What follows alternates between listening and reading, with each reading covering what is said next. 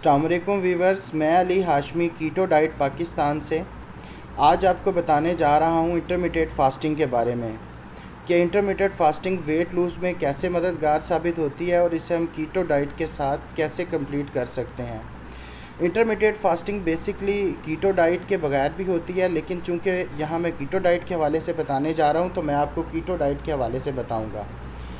आपने देखा होगा कि अनिल कपूर 60 साल का होके भी 60 साल का नहीं लगता, जबकि मैं और आप अगर 30 साल के हों तब भी हम अपनी एज से ज़्यादा लगते हैं। आपने कभी गौर किया कि इसके पीछे क्या वजह है? What is behind this anti ageing? What is if? Intermediate fasting है क्या?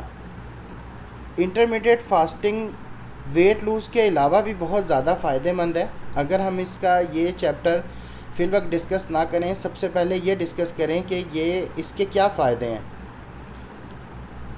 सबसे ज़्यादा फ़ायदेमंद ये कैंसर के लिए है, ऑटो इम्यून सिस्टम पर वर्क करती है और एंटी एजिंग के लिए है, इन्फ्लेमेटरी डिजीज़ के लिए बहुत फ़ायदेमंद है, फर्टिलिटी के लिए बहुत फ़ायदेमंद है, पीसीओएस का प्रॉब्लम अक्सर लेडीज़ में होता है उसके लिए बहुत ज़्यादा फ़ायदेमंद है।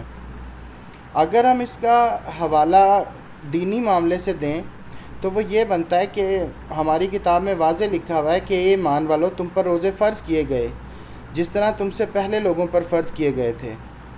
मतलब कि रोज़े अब से नहीं हैं, रोज़े शुरू से फ़र्ज़ हैं और इसमें बड़ा वाज़े बयान है कि रोज़े हम पर फ़र्ज़ किए गए हैं तो डेफ़िनेटली उसका कुछ फ़ायदा होगा जो हम पे फ़र्ज़ किए गए हैं। और ना सिर्फ हम पे फ़र्ज़ किए गए हैं बल्कि आप इंडियंस का कल्चर उठाएं, ज्यूइश का कल्चर उठाएं, क्रिश्चियन का कल्चर उठाएं, यहाँ तक कि बुद्धिज़्म में भी महात्मा बुद्ध के बारे में है कि वो फास्टिंग करते थे और पेट पे पत्थर बांध के बहुत अरसे तक जो है वो इस फॉर्म में रहते थे। इसकी सबसे पहली जो रिसर्च है वो शुरू हुई है जानवरों से। मतलब कि इन्होंने साइंटिस्ट ने देखा कि जानवर जो हैं वो 6-6 माह कुछ नहीं खाते और 6-6 माह भूखे रहते हैं कि आखिर इनकी वजह क्या है और ये कैसे सरवाइव करते हैं। वहाँ से इन पर स्टडी शुरू हुई, तो उसके बाद इस पर मज़ीद स्टडी हुई और मुख्तलिफ़ लोगों ने काम किया। होता क्या है, जब हम फास्टिंग करते हैं सबसे पहले जो फ़ेज़ 1 होता है उसमें जो हमारी ग्लूकोज स्टोर हुई होती है सबसे पहले वो यूज़ होती है। जितनी ग्लूकोज स्टोर हो, क्योंकि हमारी बॉडी ग्लूकोज पे चल रही है तो ग्लूकोज सबसे पहले जो है वो कंज्यूम होगी। उसके बाद जो बॉडी में स्टोर फैट होता है वो कंज्यूम होना शुरू होता है, जो चर्बी की सूरत में हमारी बॉडी में मौजूद होता है। उसके बाद वो कंज्यूम होता है तो उससे हमारा जो वेट है वो कम होता चला जाता है। और जो थर्ड फेज़ होता है इसका, उसमें प्रोटीन जो है वो इस्तेमाल होती है। जब आपकी चर्बी ख़त्म हो जाती है बॉडी की तो फिर प्रोटीन इस्तेमाल होना शुरू हो जाती है, लेकिन ये फ़ेज़ बहुत बाद में आता है। जब प्रोटीन इस्तेमाल होती है तो इसमें मसल हमारे वेस्ट होने शुरू हो जाते हैं। तभी आपने देखा होगा कि मैं हमेशा ये बात करता हूँ कि जब भी आपने जब करनी है कीटो डाइट तो आपने प्रोटीन इतनी लेनी है जितना आपका वेट है उसको मल्टीप्लाई करना। अगर आप एक्सरसाइज नहीं करें 0.8 ग्राम से, मतलब एक बंदे का वेट है 100 kg, तो उसको वो मल्टीप्लाई करे 0.8 से और उसको कंज्यूम कर ले। अगर आप थोड़ी बहुत एक्सरसाइज करते हैं तो आप इजी हरफों में याद करें कि 100 ग्राम प्रोटीन लेनी है अगर 100 kg वज़न है। अगर 60 kg वज़न है तो 60 ग्राम होनी चाहिए। इससे कम प्रोटीन लेंगे तो फिर वो मसल वेस्ट होने शुरू हो जाते हैं। लेकिन ये प्रोसेस होता बहुत बाद में, फिल फॉर नहीं होता, ठीक है, ये बहुत बाद होता है। मतलब आपकी पहले फ़ैट ख़त्म होगा फिर जाके जो है ना मसल पे आता है और फिर जाके जो आपके ऑर्गन हैं उन पे वो जो है वो यूज़ होना शुरू हो जाते हैं, क्योंकि बॉडी को तो चाहिए कुछ ना कुछ बर्न करने के लिए और वो फिर उनको बर्न करता है। लेकिन ये बहुत बाद का टॉपिक है। जब उसके पास फीडिंग के लिए फ़ैट ख़त्म हो जाती है, फ़ैट का ज़ख़ीरा ख़त्म हो जाता है, तो फिर ये काम करता है। इसके लिए जो है वाटर फास्टिंग और ड्राई फास्टिंग है, दो चीज़ें हैं जो इंटरमीडिएट फास्टिंग में हम लोग करते हैं। एक वाटर फास्टिंग है, एक ड्राई फास्टिंग है। अगर आप कीटो पे हैं तो आपने कोशिश करनी है कि फ़ौरन से आपने ड्राई फास्टिंग पे नहीं आ जाना। आपने उससे पहले जो है वाटर फास्टिंग करनी है, क्योंकि कीटो डाइट में जो है इलेक्ट्रोलाइट की आपको बहुत ज़्यादा ज़रूरत होती है और जब आपका वेट कम हो रहा होता है तो इलेक्ट्रोलाइट आपके वेस्ट हो रहे होते हैं, जिनमें सोडियम है, पोटाशियम है, मैग्नीशियम है, कैल्शियम है। तो आपको करना ये है कि सबसे पहले आपने वाटर फास्टिंग पे आना है, जिसमें आप पानी पी सकते हैं, ठीक है, लिक्विड चीज़ें पानी पी सकते हैं जो कैलोरीज जिनमें ना हो, जबकि आप खाना नहीं खा सकते। इसी तरह जो ड्राई फास्टिंग होती है उसमें आप ना खाना खा सकते हैं ना पानी पी सकते हैं, वो इस्लामिक रोज़े की तरह होती है। इसके दो जो हैं मेथड हैं मेन जो ज़्यादातर चलते हैं, वैसे तो इसके काफ़ी ज़्यादा मेथड हैं, जो हम यूज़ करते हैं वो 8-16 का और 4-20 का ज़्यादातर लोग ये यूज़ करते हैं, ठीक है, इंटरमीडिएट फास्टिंग में। जो 8-16 का मेथड है उसमें आपने एक विंडो बना लेनी है। वो विंडो होगी आपकी 8 घंटे की। 8 घंटे के अंदर आप खाना खा सकते हैं, उसके अलावा आप खाना नहीं खा सकते। 8 से मुराद ये है कि आप अगर 12 बजे खाना खाना शुरू करें दोपहर को, 12 बजे उठ जाएं आप, 6 बजे नाश्ता आप करें 12 बजे, तो 12 बजे का जो आपका नाश्ता किया दोबारा आप 8 बजे तक खाना खा सकते हैं उसके दौरान। और उसके अलावा आप जो है पानी पी सकते हैं, खाना नहीं खा सकते। मतलब कॉफ़ी पी सकते हैं, ब्लैक कॉफ़ी पी सकते हैं, लिक्विड चीज़ें पी सकते हैं, ग्रीन टी पी सकते हैं, पानी पी सकते हैं, इलेक्ट्रोलाइट वाटर ले सकते हैं। तो स्टार्टिंग में आपको जो स्टार्ट करना चाहिए, मेरा यही मशवरा है, वो आपको 8-16 से करना चाहिए, ताकि जो है आप 16 आवर जो है ना 16 जो आवर वो आप फास्टिंग पे रहें और 8 आवर आप अपना खाना पीना कंज्यूम करें, 8 आवर की विंडो बना लें। फिर इसको आहिस्ता आहिस्ता 420 पे लेके जाएं, जिसमें होगा ये कि आपने अगर 12 बजे खाना खाया है तो आप 4 बजे खाना खाएंगे, 4 बजे आप खाना पीना बंद कर देंगे, खाना बंद कर देंगे, पीना नहीं बंद करेंगे अगर आप वाटर फास्टिंग पे हैं। अगर आप ड्राई फास्टिंग पे हैं तो आप खाना पीना दोनों बंद कर देंगे। फिर इसमें एक और चीज़ आ जाती है जिसको बोलते हैं ईट स्टॉप ईट। इसमें आपको करना ये है कि आपको जो है ना 1 मील अ डे पे जाना है। 24 घंटे की इसमें फास्टिंग होती है, 24 आवर की। उसमें होगा ये कि एक मिसाल के तौर पे जैसे मैं अपना एक मील लेता हूँ, 8 बजे रात को डिनर करता हूँ मैंने वो मील अपना ले लेना 8 बजे। उसके बाद जो है मैंने अपना मील, अगला मील जो है वो जाके लेना है अगले दिन 8 बजे। इसको हम दोनों सूरतों में कर सकते हैं, ड्राई फास्टिंग भी में भी कर सकते हैं और वाटर फास्टिंग में भी कर सकते हैं। लेकिन स्टार्ट आपने हमेशा वाटर फास्टिंग में करना है। जैसे अब रमज़ान आ रहा है, ठीक है, सबसे ज़्यादा जो है इसी टॉपिक के बारे में मेरे से पूछा गया था, तो मैंने सोचा मैं इस पर वीडियो बना दूँ। रमज़ान में होगा ये कि हम जब इंटरमीडिएट फास्टिंग पहले स्टार्ट करेंगे तो हमें रमज़ान से पहले ही 15-20 दिन इसको जो है वाटर फास्टिंग से स्टार्ट करना पड़ेगा, ताकि हमें ड्राई फास्टिंग में ज़्यादा मुश्किल ना आए। और अगर आपने 1 मील अ डे करना है तो इसके लिए आपको लाजमी कुछ चीज़ें ऐड करनी पड़ेंगी अपनी डाइट में, जिसमें प्रोबायोटिक होंगे जो बहुत ज़्यादा ज़रूरी हैं, और जो कीटो फ्रेंडली प्रोबायोटिक हैं उसमें एप्पल साइडर विनीगर है, ग्रीक योगर्ट है, और उसके अलावा लैक्टो फर्मेंटेड वेजेस हैं लाइक सौरक्रोट। ये आपने लाजमी कंज्यूम करनी है, क्योंकि इस जब आप 1 मील अ डे पे होते हैं आपकी बॉडी में इन चीज़ों की बहुत ज़्यादा ज़रूरत होती है। चाहे कम क्वांटिटी में करें, लेकिन ये आपने ज़रूर इस्तेमाल करनी है। फिर आपने ये चीज़ रेगुलर नहीं करनी, ये हफ्ते में 1-2 दफ़ा कर लें, 2-3 दफ़ा कर लें, ज़्यादा ना करें। उस स्टार्ट में ज़्यादा ना करें, फिर आहिस्ता आहिस्ता आपकी बॉडी आपको खुद पता चलना शुरू हो जाएगा कि कैसे रिएक्ट कर रही है।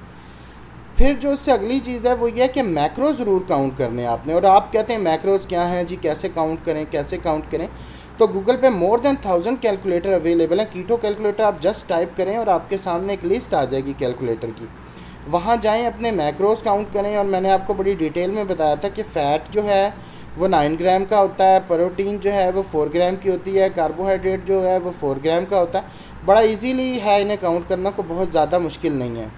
आप इन्हें काउंट करें और इसके बाद जो है आप ये इसके मुताबिक कंज्यूम करें। कोशिश करें 1 मील में आपके जो है ना पूरे आ जाएंगे, कैलोरीज़ पूरे हों आपके। तो कैलोरीज़ का आपने ख़ास तौर पे ध्यान रखना है कि ज़्यादा कैलोरीज़ नहीं लेने, क्योंकि हर डाइट काम कैलोरीज़ पे ही करती है। कीटो डाइट ये बेसिकली करती है, आपको भूख लगनी कम कर देती है, जिसके से आपकी कैलोरीज़ की कंजम्पशन कम हो जाती है। काम इसका भी यही है, जिस तरह लो कैलोरीज डाइट काम करती है, काम इसका भी यही है। इसने भी लो कैलोरीज़ पे काम करना है, इसका कोई सेपरेट से वर्क नहीं है कि आप कहें ये जो है कोई स्पेशल डाइट है। काम ये भी लो कैलोरीज़ के फार्मूले से करती है, लेकिन इसमें होता ये कि आप जब सोए पड़े भी होते हैं वो तब भी आपका फ़ैट बर्निंग मोड ऑन होता है और आपका फ़ैट बर्न हो रहा होता है। अब अगला सवाल जो मेरे से किया जाता है ज़्यादा वो ये है, इंटरमिटेंट फास्टिंग काम कैसे करती है? अच्छा, जब हम खाते पीते हैं ना, कोई भी चीज़ खाते हैं, कोई भी चीज़ जिसका चाहे ग्लाइसेमिक इंडेक्स कम भी हो, तब भी हमारी इंसुलिन ज़रूर रिलीज़ होती है, चाहे थोड़ी सी रिलीज़ हो चाहे ज़्यादा रिलीज़ हो। जब हम फास्टिंग मोड पे होते हैं तो हमारी इंसुलिन रिलीज़ होनी बंद हो जाती है, और इंसुलिन रिलीज़ ना होने के बहुत ज़्यादा फ़ायदे होते हैं हमारी बॉडी के। सबसे पहला फ़ायदा ये होता है कि ह्यूमन ग्रोथ हार्मोन जो है ना वो ज़्यादा रिलीज़ होता है, और ये वही हार्मोन है जिसके बारे में मैंने बात की थी कि अनिल कपूर 62 का भी होके नहीं नज़र आता, तो डेफिनेटली कुछ बंदों में ये होता है कि उनका जो ह्यूमन ग्रोथ हार्मोन्स है वो ज़्यादा रिलीज़ होता है आम लोगों से। अब या तो वो डाइट करते हैं कुछ, या कुदरती भी ये अमल होता है, तो उससे जो ह्यूमन ग्रोथ हार्मोन है उससे सेल्स की जो है न्यू जनरेशन होती है। जब आपने देखा होगा कि बॉडी बिल्डर जो है इस काम के लिए स्टीरॉयड वगैरह लगाते हैं ताकि उनके ये जो हार्मोन है ना ग्रोथ, ये ज़्यादा अच्छे तरीके से हो। जब ये हार्मोन ज़्यादा अच्छे तरीके से होगा तो सेल्स की रीजनरेशन होगी।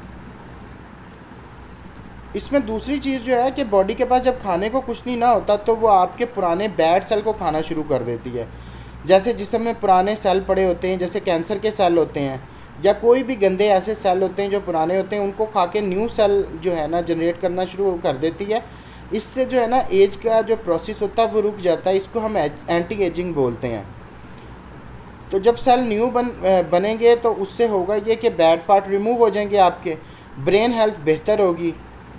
और इससे समटाइम ये भी रिसर्च में आया है कि न्यूरॉन जो है उनकी जनरेशन भी होती है, जिसकी वजह से अल्जाइमर डिजीज़ जो है ना वो भी प्रिवेंट होती है इसकी वजह से।